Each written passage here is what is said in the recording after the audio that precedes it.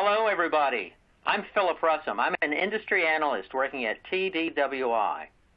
And for years, I've been researching, writing, and speaking about data management, which includes a lot of stuff like data warehousing, data integration, data quality, and also data for analytics, BI reporting, lots of stuff. And so today, I'll be moderating a panel of 3 experts who themselves are experts in a wide range of data management disciplines. And so, as you can tell from the title of this webinar, we're going to discuss what's ahead in data management in 2021, right? And as you've no doubt noticed, a heck of a lot of stuff happened in 2020. So we have to talk about 2020, and because a lot of what's going to happen in 2021 are ramifications of how things moved along, but they just didn't move quite to the same goals we had anticipated in 2020 because of the pandemic and the recession. Okay, so if you're in a data management field of some sort, then stick with us. You're going to hear a lot of tips and a lot of predictions that could be very useful to you and the organization where you work. So stick with us to the end, because we're also going to have a question and answer period there. Now listen, as we go through the webinar, enter your questions into the browser-based user interface that you're using. It's a system called On24. So in the On24 user interface, look for a place to enter your questions, and enter them as you think of them. Don't wait until the end. And I look forward to working through some of your questions with you before we conclude today. So let me tell you about the webinar panel agenda. Again, we got experts from 3 software firms, and each of these people is a representative. Each representative is an expert in some kind of data management technology and markets. And so today, what I'm going to do is I'm going to lay out the basic issues to have set a scene for the discussion. I'll talk about kind of really broad trends and what's going on in data management, and also stuff that depends heavily on data management, in particular reporting and especially analytics. After that, I'll bring in the panel members. Actually, they're going to introduce themselves briefly the first time they speak. That way, you'll get a much more accurate introduction. And then we're going to work through some questions in 3 different areas. So first of all, we'll start with data management specifically for advanced analytics. And this ranges from all kinds of stuff, from procuring data for old-fashioned business reporting all the way up to the cutting-edge stuff like machine learning, artificial intelligence, and predictive analytics. After that, we'll talk about trends and movement and things of that nature around data platforms. And these platforms, they could be kind of old-fashioned relational database management systems, RDBMSs, on-premises. I know some of you have adopted Hadoop and other open-source data platforms. Of course, the direction where a lot of that is going is cloud-based data platforms. And so, in particular, all the above, but used specifically for data warehousing. So we'll touch on trends in that area before moving on to thinking about data in a pandemic and the recession that has resulted largely from the pandemic. And so we saw a lot of people like yourselves doing your data management work in 2020, but your priorities kept evolving as the pandemic rose up, and we started to understand how it was going to affect your behavior as an employee, the behavior of your customers and your partners, and pretty much everybody on the planet, right? And also, adjustments had to be made in a lot of the businesses that you work for to accommodate the radically different aspects around things like customer retention, cash flow, and so forth due to the recession. So we're going to hit all those things, and then at the end we'll conclude by answering questions from the audience. And again, please enter your questions into your browser as you think of them. So briefly, I'm going to mention the names of our panelists. They'll introduce themselves later. So stick with us, because we got Woody Evans, a Agile Data Evangelist at Delphix. We also have Colin Dover. He's Platform and Technology Specialist within SAP. And Bhupesh Malhotra, who's Product Manager with Win Enterprise by Grape City. So we got these guys coming up. They're queued up and they're ready to go. But first, let me give you a little more background.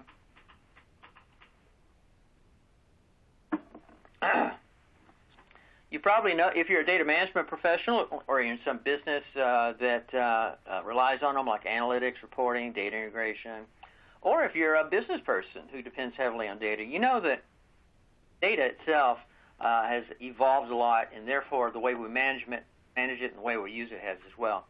If we look specifically at data, you know it's coming from a wider range of sources than ever. At TDWI, we have a lot of people who are involved with the industrial Internet of Things. That's a dramatic example where new data sources will show up every week, sometimes daily. You know, as you onboard new machinery, new devices, anything with sensors on them, that can be a new data source. Many of you are in multi-channel marketing. That's another area. You know, every channel, every touch point with the customer can be a data source, right? So a lot of stuff going on in terms of source of data. And these different sources, you know, they have different structures. Some of them it's, you know, kind of familiar, record-based, so lightly structured, or, you know, fully heavily structured, like the relational stuff we deal with. But, you know, these data structures are still evolving as well. Storage has changed a lot, and here I'm thinking of storage kind of like that list of database technologies I gave on the last slide. So we have the old-fashioned relational database management systems on premises, and, you know, those have evolved. Those are very much kept pace with what a lot of you are doing, and they're more powerful. And because of their age, they're very feature-rich and robust, but we also have the cloud-based stuff as well as open source for data platforms. Many of you keep adapting more and more latencies of data, so you're still working with data in batch overnight, but a lot of you are coming closer and closer to real-time data. Some of you are already there. So, and then, of course, the latency of data can be any gradation between those two extremes I just mentioned. So data itself is evolving a lot, and because of that, it's driving changes in the way that we manage data. And so I've already talked about the new data platforms that are available. You know, as you combine those in different combinations, we're seeing different systems architectures, different data architectures, and as many of you enter into ever-increasing complexity in terms of the numbers and diversity of data platforms and data architectures, you really have to pay more attention to architecture. So that's actually one of the biggest evolving areas we see from TDWI. Semantics continues to expand. By semantics, I mean a long list of stuff that you are familiar with, like metadata management, that's technical metadata, business metadata, or operational metadata, plus similar ways of describing data, say through a business glossary, or the new upcoming thing, the data catalog. So I know many of you, at TDWI, we have a lot of users who have recently done proof of concept programs in data cataloging, so we're pretty sure data cataloging is going to be here to stay. And also, the way that businesses use data is diversifying. One of the biggest growth areas is that businesses are using analytic types that are new to them, kinds of analytics they've just never done before. You know, everybody's done OLAP. They may have moved on and done statistical analysis and some other things. A lot of people do analytics based on ad hoc query and stuff like that. But we see people going into stuff that's new to them. Earlier I mentioned machine learning, artificial intelligence, predictive analytics. That's out at the leading edge there. So we're seeing businesses using more forms of analytics than ever before, and we expect that diversity to continue growing. So lots of changes going on there. And then, of course, we all had to make a hard left turn when we got the pandemic and the recession tossed at us, right? So we're gonna have a whole section where we'll talk about the many ways that adapting to the pandemic and recession have been enabled by data management, and of course those changes do affect data management. So I've already talked about the three topics: data management for advanced analytics, new data platforms and their architectures, and data management in a pandemic and recession. So I think it's time for me to give a little background before we get the panelists in here.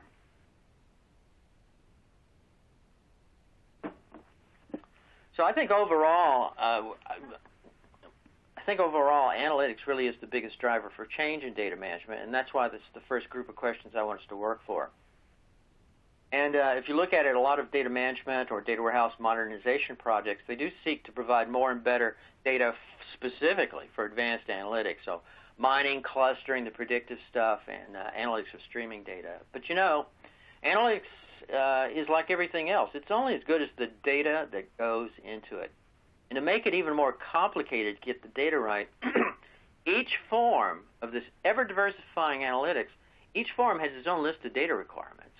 And so, if you think about it for a minute, the multidimensional data of OLAP, that's very different from the unstructured, not even improved data that quite often goes into, say, machine learning. And then some stuff like the way you do performance management, sometimes that involves hierarchical data structures. You know what I'm saying? Every kind of analytics has its own requirements, and you have to understand all of them if you're to provide data in the best condition possible for a given form of analytics. Analytics is also key to important business innovations, and we see analytics helping companies to transform the business, to become a digital enterprise, to be data-driven, to be more competitive, more efficient, things of that nature. So a lot going on with analytics. Again, because of the expansion of analytics, that's probably the biggest driver in data management today. And I know it's really affecting the thing I work on most, the data warehouse, as well as stuff that goes with it, like the new data lake and so forth. Well, I think it's time to get our panelists in here. So today we're going to start with Woody Evans from Delphix, and then we'll go Colin and Bhupesh. And so, guys, I'm going to flip on to the next slide here, which is really where our questions are. So, again, I'm starting with Woody Evans from Delphix. So, Woody, why don't you jump in here anywhere you want? You know, those of you in the audience, I want to just tell you, what I like to do is just give a bunch of related questions. That way the panelists can jump in where they have the most insight or the most experience. That way you can get the most quality answer from them. So Woody, where do you want to jump in here? What types of analytics are you seeing? How do these drive innovation? What are the data challenges for some of the leading edge stuff like machine learning? Thanks, Philip. Hello, everyone. Woody Evans, Vice President at Delphix.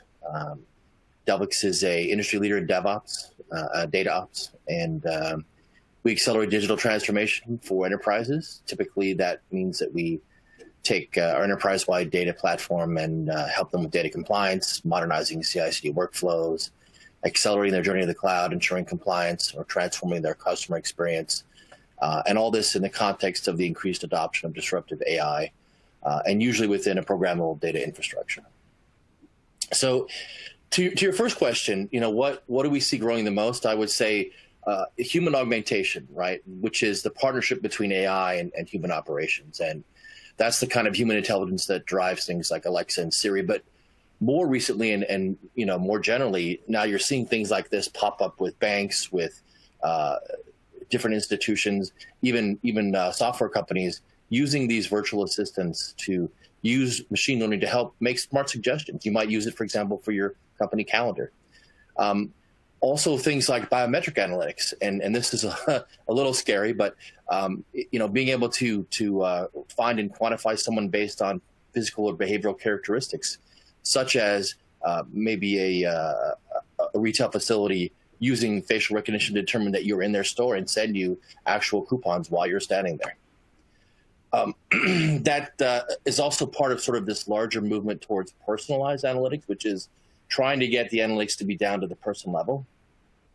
One of the other things that's starting to emerge is this data buffet concept, which is how can we get the kinds of data that we need into the hands of the people that need it in an easier way, and that's intricately related to the MLOps challenges, right? There's a lot of challenges with MLOps.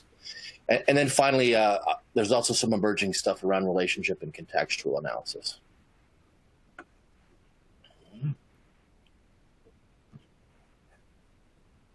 So if I can go on to the second question, how do these drive or enable innovation? So I think HBR recently had an article that talked about the 3 top-level business needs that AI provides, right? So that's automation, insight, and engagement with customers. And that's a pretty big market, right? That's going to be in the trillions of dollars. What, from an automation viewpoint, and how does that relate to data? Well, if you've read some of the stuff that's in industry around the sort of idea around MLOps, getting anything through that tool chain, right, has the same problems as any other tool chain. And data plays a big part of that. So automating the way that data gets presented to that tool chain, the way that that tool chain can use data in different dev and test phases as the model gets tested and rolled out, Very important. Also, from an inside perspective, we've got to think about the big four, right? You have descriptive, diagnostic, predictive, and prescriptive analytics. It's really that prescriptive space, which is not just predicting what will happen, but being able to tweak what happens to give you sort of that best possible outcome. So that seems to be the next big space. And when you wrap all those things together, a lot of that has to do with how can we get that machine learning delivery chain working better, that MLOps tool chain working better. Hey, Woody, before I let you go, I'm going to ask you to do us a big favor. I want you to give us a real short, size definition. See, a lot of people in our audience may not know what data ops is, and I know you guys specialize in that, as well as special forms like ML ops. Can you just tell our audience what's data ops, and you might want to tell them how does that relate to DevOps? Sure. It's if you think about what DevOps does, right, in terms of delivering code, right, data ops does the same kind of idea for data. That is, how can we microtize, miniaturize, and help data get delivered through whatever process you have, whether that's testing or masking or migrating data around. How can you do that in such a way that it's very agile, very quick, and easy and self-service for people to use, right? And when you think about data the same way you think about code, that means you can deliver the code and the data together at the same time, even at scale. And that's a different way of doing things because that doesn't exist today. And that feeds into that data buffet concept, if that makes sense. All right, that's good. Well, listen, folks, that was Woody Evans from Delphix. Let's move on to Colin Dover from SAP. Colin, where do you want to jump in this group of questions? Well, Philip, thank you very much again for having us all here today on the panel. It's a pleasure to be with you again, and a pleasure to be speaking with my fellow panelists. And good morning, good afternoon to everyone in the audience, wherever you are.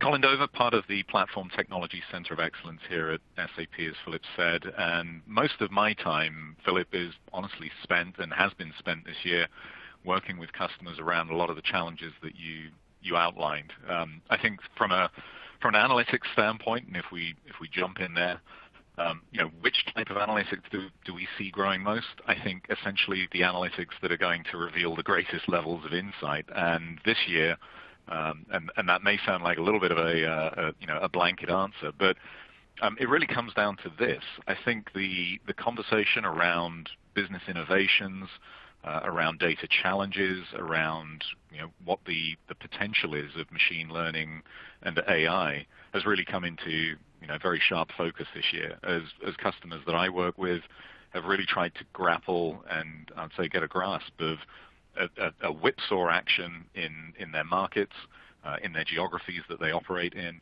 and they're really looking to data in a way for the first time to reveal many of those answers that will lead them to recovery, to elasticity in their operations, to resilience as well in the way they respond to those market trends and pressures as dramatic as they are.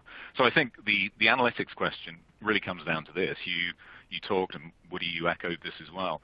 We see the ongoing march of democratization of data. We see end users becoming certainly in reaction to the realities of markets around them, ever more demanding of the data that's available to them, looking more and more deeply to automate some of the processes that it relates to that data, and allow them to spend more time really getting to the highest value outcome related analytics. And that could take many different forms. I mean, it may not necessarily be driven exclusively by predictive capabilities, but we've seen those become more interesting to more customer organizations, certainly those that I've spoken to this year. So I think the power of prediction, the ability to look to the future, the ability to insulate through an effective use of analytics, the business from realities that we've seen all too clearly this year, and an expectation that those probably are going to become a feature of our business landscapes going forward, that we need to be able to respond and react, and we need to look at data as a way of providing us some of the details as to how we do that. So the data challenges, I think, in many ways, again, come down to the fact that, again, as you touched on, Philip, data and analytics is certainly only as good as the quality of data that goes into our various environments. And I think the the promise of data for a long time has been that it represents a new oil, that it is tremendously valuable as a corporate resource to every organization.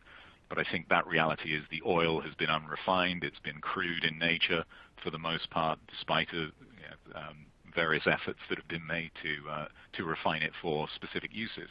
But when it comes down to it, end users don't have the luxury of time anymore to get their hands dirty with a crude data product. It needs to be a highly refined information product and one that fuels the various engines of decision making that will in turn allow them to innovate and react as those market pressures demand. So I think maybe a little bit of a higher level philosophical answer, not so much the brass tacks of the technologies involved, but I think the spirit of conversation as it's changed this year is very much reflective of that. So. Listen, folks, that was Colin Dover from SAP. And Colin, I agree with you. Early on, you said that you're seeing a big focus on AI, and we're seeing that with TDWI members, and it kind of depends on what maturation level they're at. Some of them are kind of still just figuring out what it is, what does it do, what would it do for them. Others are moving on to proof of concepts and even production. So yeah, AI is a common recurring factor. Well, next let's hear from Bhupesh Malhotra from Win Enterprise. And Bhupesh, please tell us about yourself, and then tell us about the kind of trends you're seeing.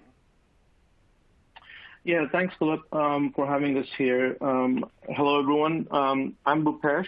I'm the product manager at Grape City and looking after the Wine Enterprise product line, which is essentially a BI platform which customers embed or use as a centralized platform for kind of achieving the last mile of all this data work that's happening in the background.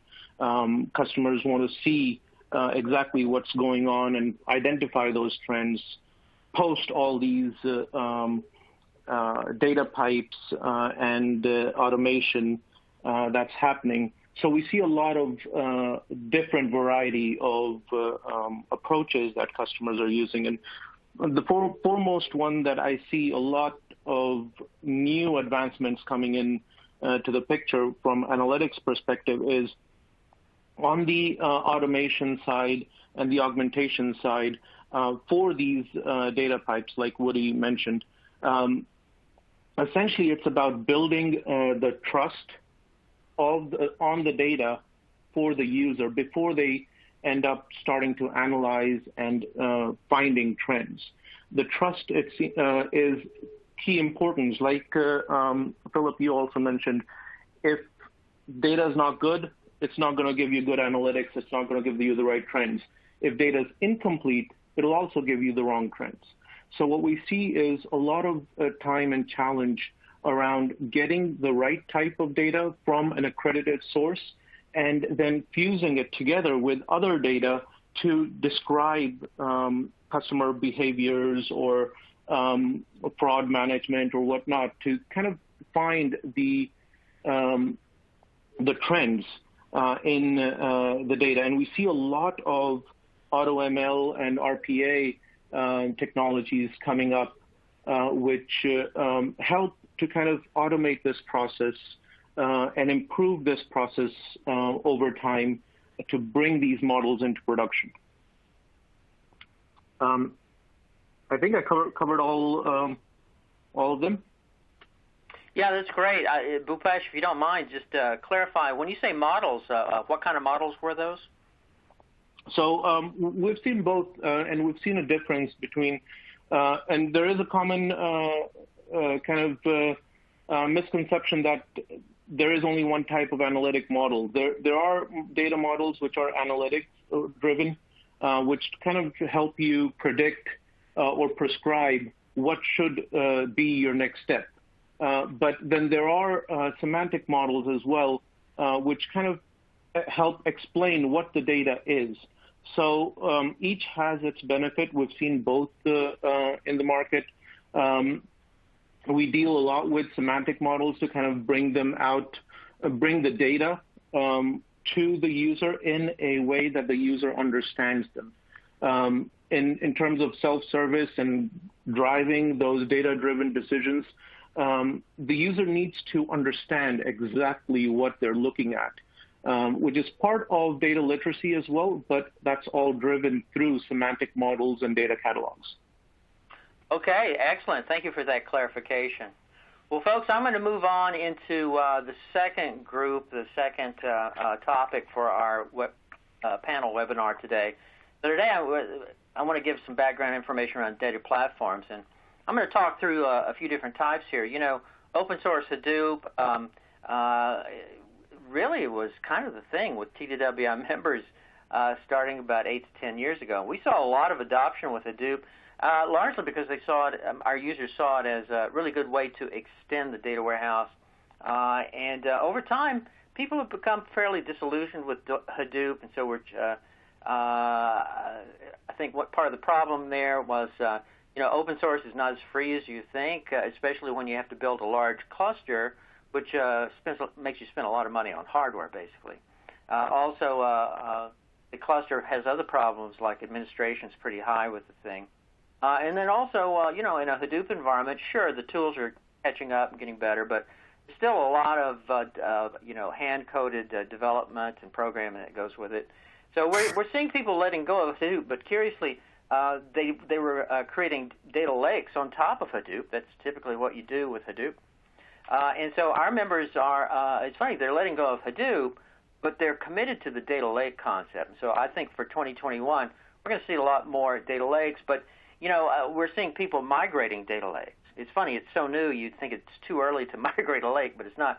We're seeing a lot of people migrating from Hadoop, and where are they taking their lake from Hadoop? Well, they're typically going to some sort of cloud-based data platform. So, so we're seeing a lot of modernizations of the lake. It's a permanent fixture now. Also, I would go sideways into the data warehouse from there and remind people we're seeing a lot of data warehouse migrations as well, as a lot of people modernize their warehouse in different ways. One thing you would do for modernization is re-platform. So you swap out typically an older platform on premises for a newer type of platform that's cloud-based. So both data lakes and data warehouses are seeing a lot of cloud migrations right now. And I talked about Hadoop, other open source is now established. I mean, we see especially Hadoop continues to be really relevant to a lot of data scientists. And we see data scientists using the whole Apache group of tools and as well as a long list of analytic tools there. And then finally, I mean, I think we've all figured out that cloud is really becoming the preferred platform for all computing, all across IT. But it's becoming the norm for data warehouses and similar databases. But also, we see data integration tools and analytic tools that are cloud-based as well. So going in the direction of cloud is one of the stronger things going on right now. So let's get back to our panelists, and we're going to do it in a slightly different order. This time, I'd like to start with Colin Dover from SAP. So, Colin, what directions are you seeing your platforms going? Yeah, well, it's an interesting area of the conversation for sure, Philip. I think the tradition of almost the layers of the data landscape from the infrastructural components that you just mentioned in terms of where do we deploy, how do we deploy, the various technology deployments then that relate to that. You touched on Hadoop, and yes, it does seem odd that we're now talking about replatforming and sort of renovating some of those decisions that were only made what seemed like a handful of years ago.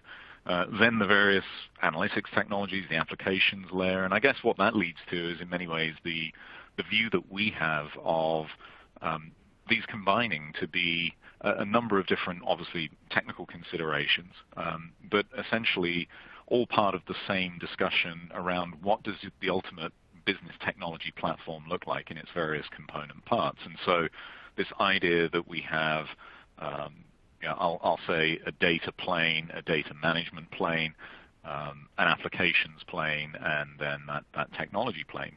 This all comes down to the fact that in many ways, these are inextricably linked. They are going to be very fluid in nature. We're going to see the trends moving from the on-premises to the cloud-based deployments, the sort of the flexibility, the elasticity that offers.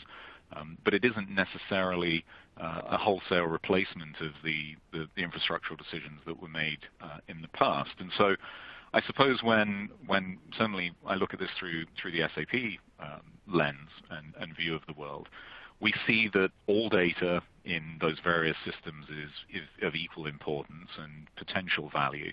And really the database, the data management, the analytics, the application discussion, what we would class as some of the intelligent technologies, those that are most supportive of some of the innovation requirements that certainly this year, as we've already discussed, have really brought to the fore and shone a bright light on. I think that all leads us to the same conclusion, which is this is about foundational decisions that are made in regards to those deployment decisions, cloud or otherwise, and the expectation is that those will continue in that direction over time. That from a data standpoint, the various management, warehousing, governance capabilities that we have, the models, as you've already touched on as well, that we need to build, all of those will, depending on, as Bhupesh said, maturation and the long-term vision and goal of the organization to support increasingly again business outcomes, business and market pressures. All of those will drive those data management considerations. Well, thank you, folks. That was Colin over from SAP, and I agree. There's actually a lot of dimensions to the decision making here. That you're making decisions about foundations for IT, but also what are the business drivers and how do we address them. Well, let's move on to Bhupesh Malhotra. What are you seeing in terms of data platforms? So I agree a lot with what Colin said. I mean, it is a matter of the platform, but the platform doesn't define the type of data and how you use the data. Whether it's a lake, which basically brings very disparate data together in one place, or if it's a warehouse or federated warehouse, which has its own capabilities. We see a lot of the same approaches moving to the cloud, like you mentioned, Philip. There is a lot of that movement, and a lot of that movement is driven what we see with just a sudden change brought on by the pandemic here, which moved people away from offices.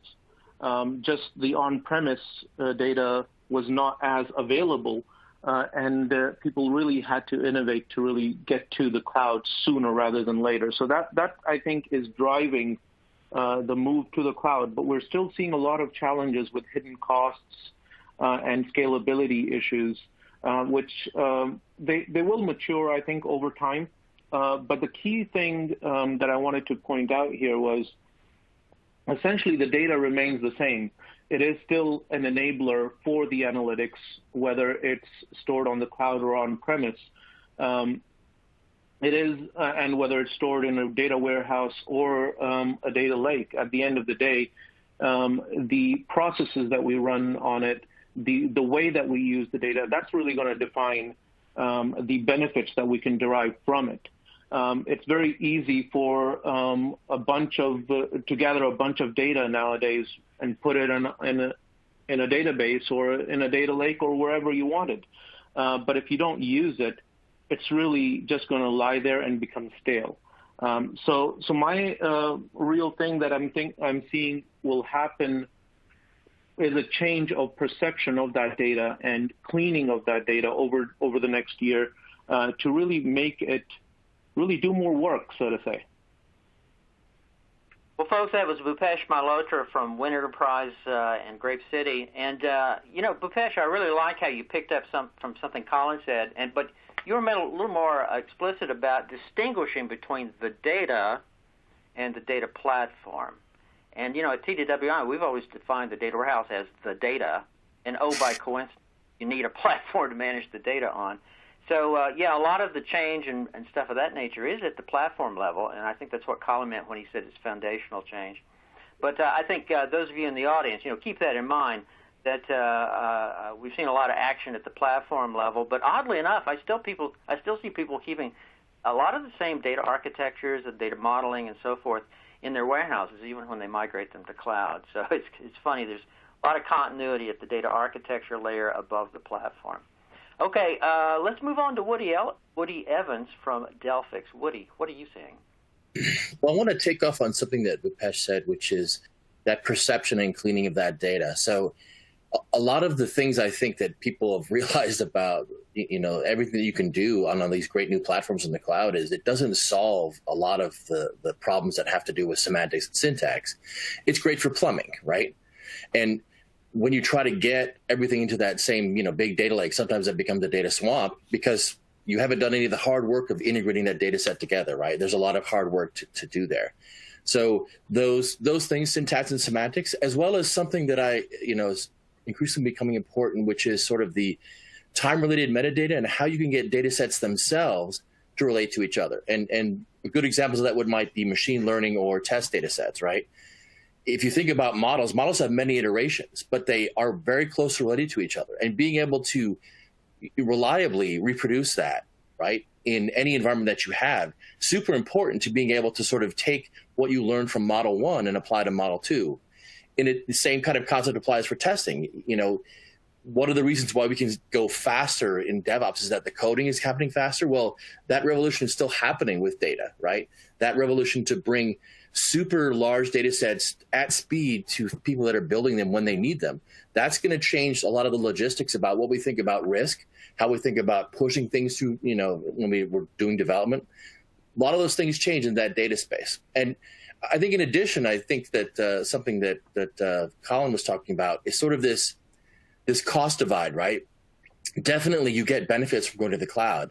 But when you take a look at sort of the divide between the production and non-production assets you have up there, it's a lot more expensive to run non-production on the cloud. And you've got to have a really good strategy to do that, especially if you want to take advantage of the elasticity of the cloud.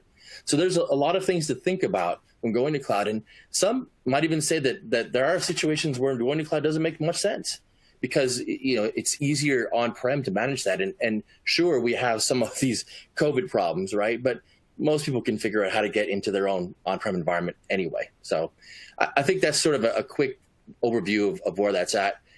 The last thing I would say is that, we need to bring site reliability to data itself and data sets themselves, right?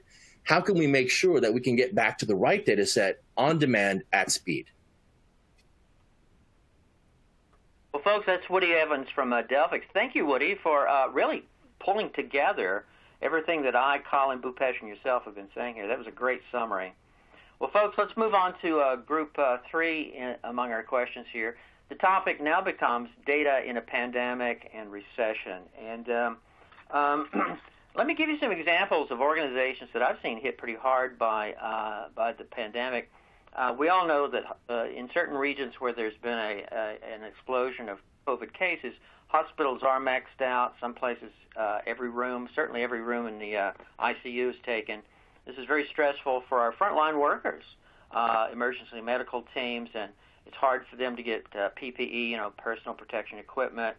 The medical supply chain is itself very stressed out at the moment. But at TDWI, we have a lot of clients who are universities and colleges, and man, they had to make a sharp left turn and quickly go into online learning. Now, luckily, this is a case in some industries. They already had a plan for modernization, for digitization, and for these universities. They were all going deeper into online learning anyway. So the funny thing is we saw a lot of companies like that taking a 3-year plan and executing it in like 3 months. And similar cases around retail stores and restaurants. They've had to rethink inventory as the pandemic and recession have upset supply chains. How do you staff? Who are the hours? For chains, they're having to rethink, well, what's profitability in a pandemic and recession, and how does that affect locations? Which one of these do we close? What do we keep open? And, of course, there's always that terrible gut-wrenching decisions about what about the employees? Who's truly essential? Who can we let go? Who do we fire? Who do we furlough? And so, we could go on all day about it, but COVID-19 has essentially changed just about everything. All kinds of industries, entertainment, sports, even policing's being done differently with data because there's also been some, unrest social unrest and an increase in marches and this sort of thing in reaction to the government reaction to the recession and so forth. I mean, manufacturing, anything with supply chain like manufacturing, retail is messed up. Logistics and delivery has become even more important as we need to very safely move material and products around. Work at home, online meetings, personal lifestyle changes. All this is driven by COVID-19, or in some cases more by the recession. And so we do see data helping people with this stuff. So we've seen people increasing their use of analytics to just understand what the changes are. Boy, we've seen an explosion of what-if analytics. A lot of organizations have updated their trend analysis so they can understand where the heck is my business going based on 6 months into the pandemic.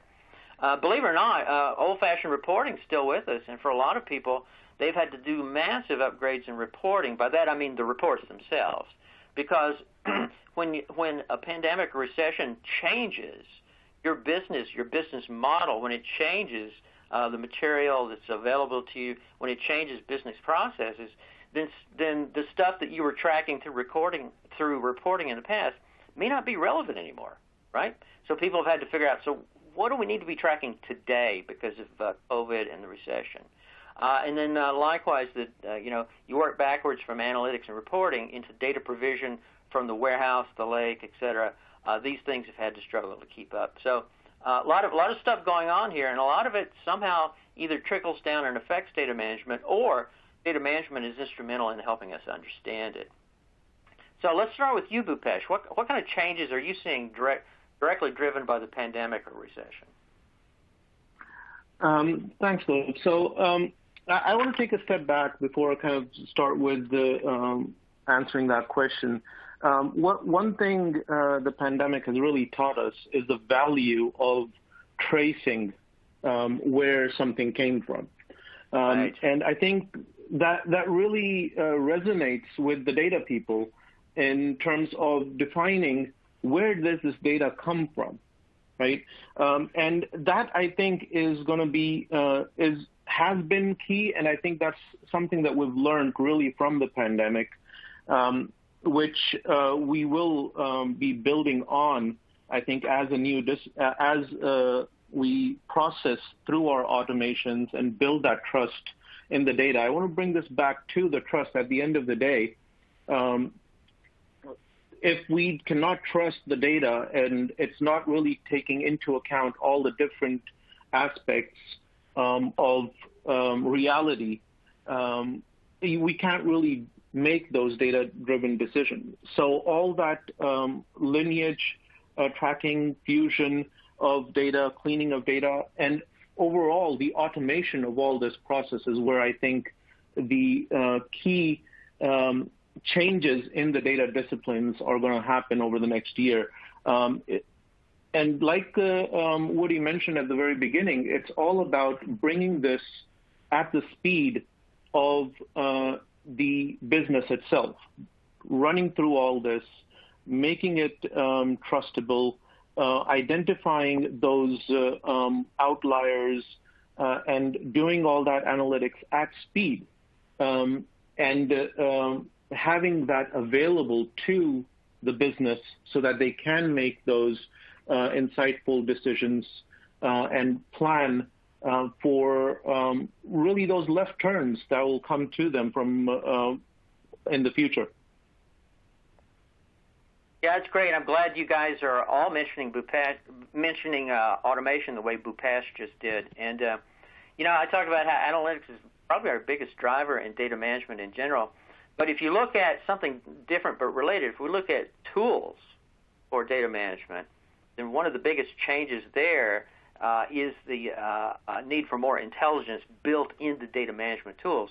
And depending on what vendor or open source project we look at, a lot of times the automation there to make your data development go faster, like help you profile data faster, help you predict what mappings from sources to targets should be, help you predict which data quality functions to apply, help you predict which data transformations from your library of logic should be applied.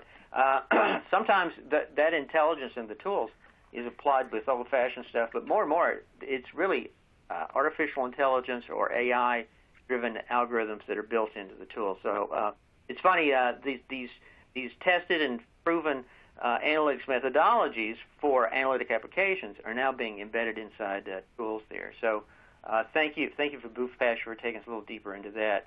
So Woody, let's get back to you. What do you want to add in terms of what you're seeing around the pandemic? Well, I think Bhupesh has it right in the principles, and the idea of profiling data sets, right? That's super important for a lot of different reasons, right? Whether you are masking them or you're preparing for any sort of mediation exercise, or you have to do some synthetic data generation. Understanding how that data gets profiled is key to being able to trust it, right? And that profile comes in many ways. It's sort of sensitivity identification. It could be syntactic conformance. It could be some sort of semantic understanding. And for large organizations, this is a huge problem. I mean, if you think about the U.S. Army, a tank could have 3 different meanings. Could be a gas tank. Could be an armament. Right? It could be a tank of water. You don't know. And if you get it wrong, something blows up. Right? So having all those things in place is super critical. And the sort of the advent of AI to that is understanding more intelligently how that gets applied, right? You want to be able to look at fields that might be unstructured, which is a lot of our data now that's sitting in the lake. And you want to be able to pinpoint that, for example, April is a person's name, not a month. And, this tank is actually an armament that's been named rather than a gasoline tank. Being able to do that with AI is super important for being able to not just trust that data, but make sure that your understanding of that data is accurate so that you can use it in connection with the other things that you've got going on. And I think that in addition, Bhupesh talked about pedigree. I think that's another really big issue here, right? Because we're very excited by pedigree because we seem to have a lot of sources now that give us all of this log data. But the reality is that a lot of our bigger firms, especially our financial firms, the pedigree data there just doesn't exist. They don't have chronological indicators. They have keyless data sets that rely on maybe a sort or something. Really difficult to get through that. And so AI is going to help us a lot with that kind of stuff as well. Yeah, agreed. Great examples of AI automation. Well, folks, that was Woody Evans from Delphix. Let's get to Colin Dover from SAP. What are you seeing in the pandemic? Well, I think I'm going to start where Bhupesh and Woody have kind of both finished, and that is in terms of the trust and the confidence that we have in data, and very clearly need collectively to have in data in our various organizations. That's been a real, I would say, hot topic and probably the number one conversation starter that I've been having over the last 9 months or so. And I think in many ways it goes back to the rather, I'll say, broad analogy that I gave of oil in its crude form versus its refined form. And if we think about the need that our decision-making engines have for a highly refined product in terms of an information product, that has to go through a multidisciplinary set of steps in order to become that refined information product. And a lot of the trust has to be built in to those steps. A lot of the confidence that the business community has in the data and the resulting decisions they make, again, comes from those various disciplines.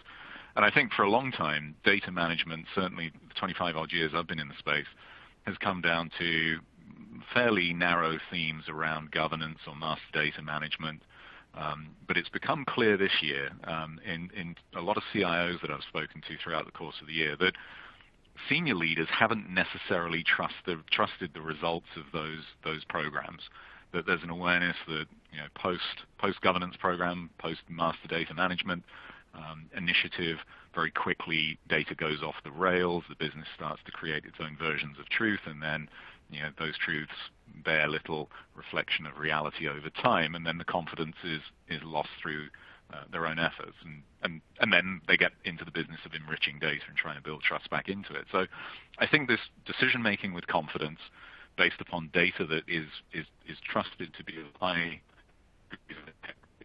because of steps that have been taken around it in a timely manner, and I think that's the other thing that the pandemic has done for us. It's really removed the luxury of time to say we can look in the rearview mirror, we can look at performance over a period of time on a very reflective basis, more of the traditional business intelligence view of the world. we now have to look at the world in real time, because that's the speed of change and disruption that's taking place around us.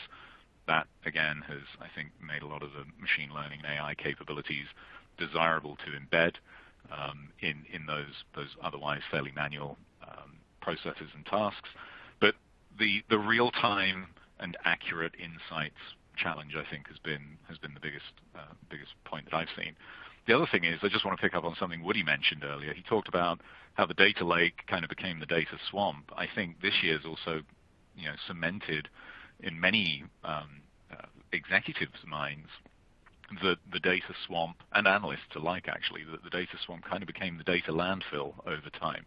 And albeit a short period of time, a lot of information, you said it earlier, Philip, the structured, the unstructured, I also say the oddly structured information in organizations or data has sort of been placed in various locations. Are those locations accessible? Are they readily accessible to the democratized information consumer? Or are they really the preserve of the data scientist or someone who really knows how to get the most out of that data in its Hadoop source or wherever it may be?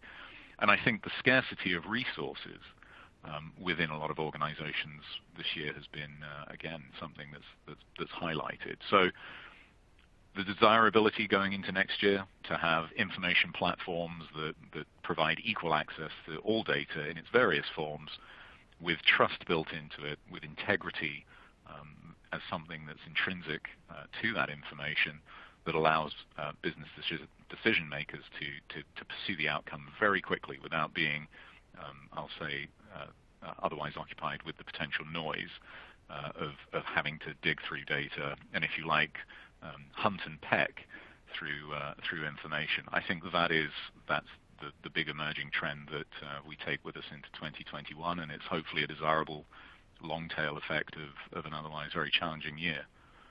Okay, very good. Well, folks, that was Colin Dover from SAP, and that was a great canvas of many things to anticipate for 2021. Thank you, Colin. Folks, let's move into the Q&A session here at the end. This is going to be fun. So this time, let's start with Woody Evans from Delphix. And Woody, I found a question I think is a pretty good match for you. I'm going to read it to you. With growth in predictive analytics at our company, we are seeing increased need for ML ops roles. Do you find yourself growing or farming those skills? Great question. So I don't personally find myself farming those skills, but I think all of my customers find themselves farming that skills. And there's a couple of great papers in this space that talk about sort of how much ML ops is needed and where it's come from. I think there's some stuff about Scully, and Nick Walsh has also written some things. The thing is that the debt that's in our ML systems, in our ML delivery, our model delivery systems, if you will, that debt's just as big as the debt we have in any other system, right? And the quantitative developers, they need a standardized ML ops pipeline, because if you were to ask them their two biggest problems, number one is I can't get the right data set at the right time for when I need it. And number two is, gosh, oh my God, there's so much pain and excruciating, delay in my pipeline. I'm just not able to deliver new model versions fast enough, and I can't keep track of the versions I do have. So certainly anybody who is, has seen that sort of MLOps delivery pipeline, they know that sort of the machine learning sits in the middle of this. It's actually a small little piece in the middle, but getting that pipeline moving and having people that understand what it needs to do and how the various states of the data matter to that ML developer, that quantitative person, super important. All right, very good. Listen, let's move on to Colin. Colin, someone referenced you here, so I'd like you to field this question. Colin mentioned about democratization of data. Can we get an example of this, explaining how this approach can help us better with data management and high-value analytics? Well, I think that's actually two sides of the same coin answer, Philip. Democratization of data was something that I feel like we started talking about in earnest a good decade or more ago, and it was the desire to get information into everybody's hands.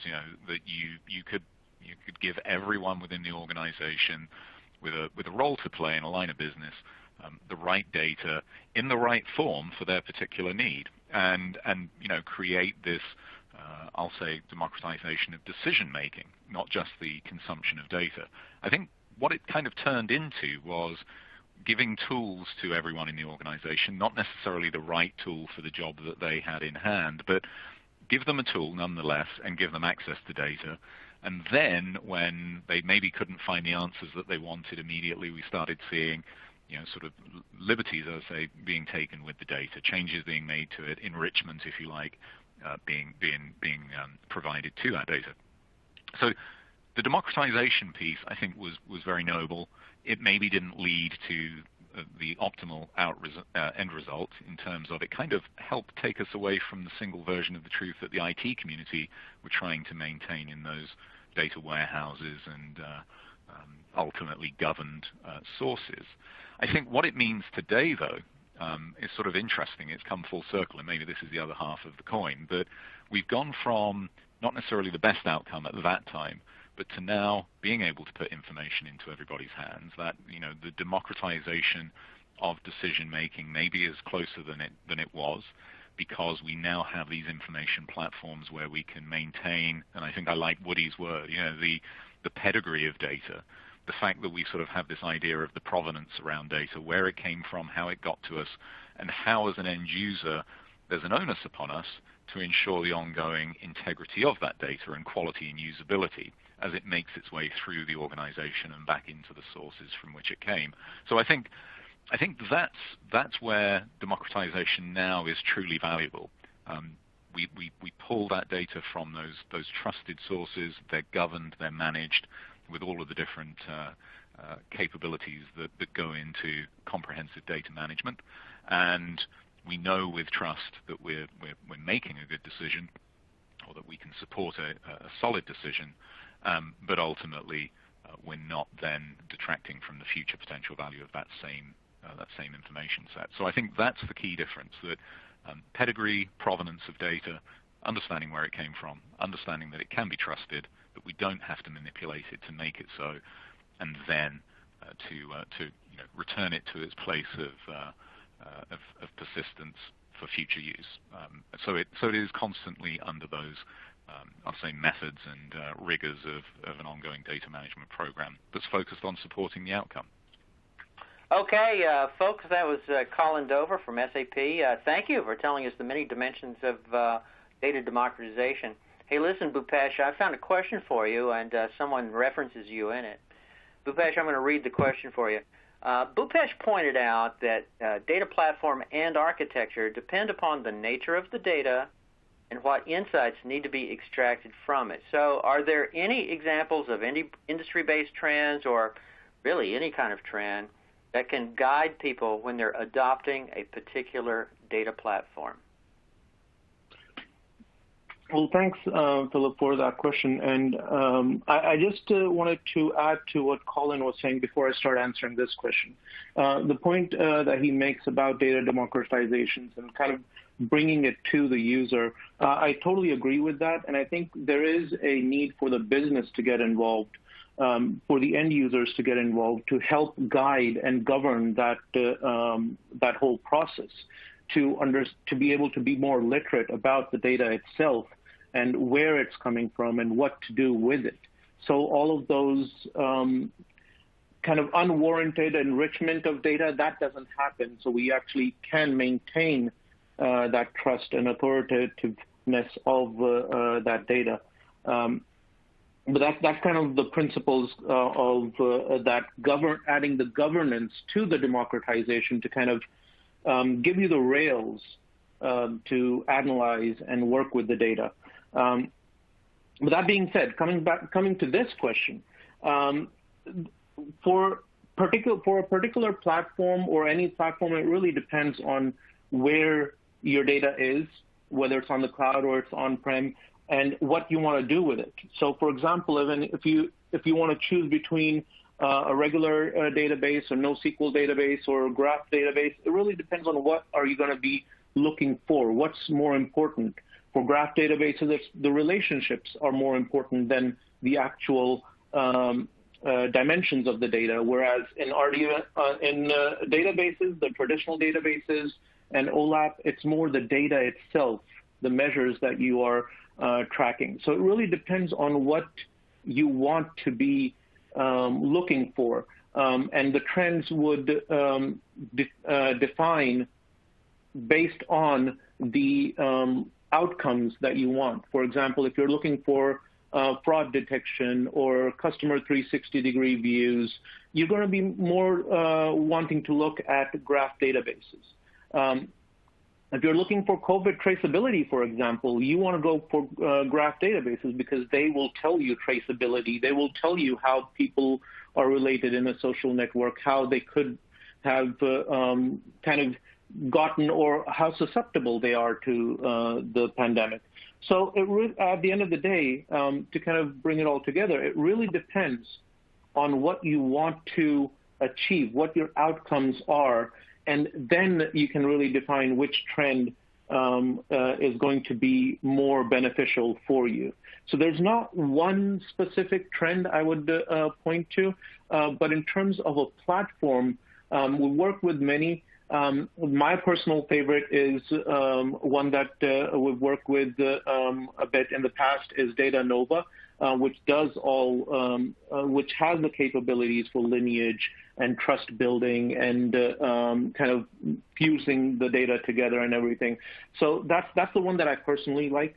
The trends, it really depends on what you really need. Yeah, that's great. That's great. And folks, that was Bhupesh Malhotra from Win Enterprise. Also, Bhupesh, thank you for bringing up the graph database. You know, it's funny, that showed up years ago and it kind of disappeared in my world, but boy, it really came back in 2020 strong. And you're right. If you want to do really complex correlations that don't really fit a relational or even a dimensional model, then graph is really great. I mean, you can do practically any kind of modeling for correlations there, even to the extreme of like a neural net or something. So yeah, graph databases, I think they're back to stay for certain types of analytics. Well, listen, folks, we've run out of time, so I want to thank everybody for attending. I know you guys listening to us out in the audience, you've got plenty to do. We really appreciate that you could take time to be with us today on this webinar panel from TDWI.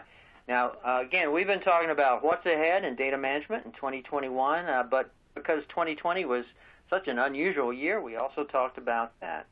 And so I also want to thank our panelists, who are also at companies that are sponsoring this. So I really appreciate that we could have Woody Allens from Delphix, Colin Dover from SAP, and Bhupesh Malhotra from Win Enterprise by Grape City. So again, this is Philip Russum, an industry analyst covering data management at TDWI.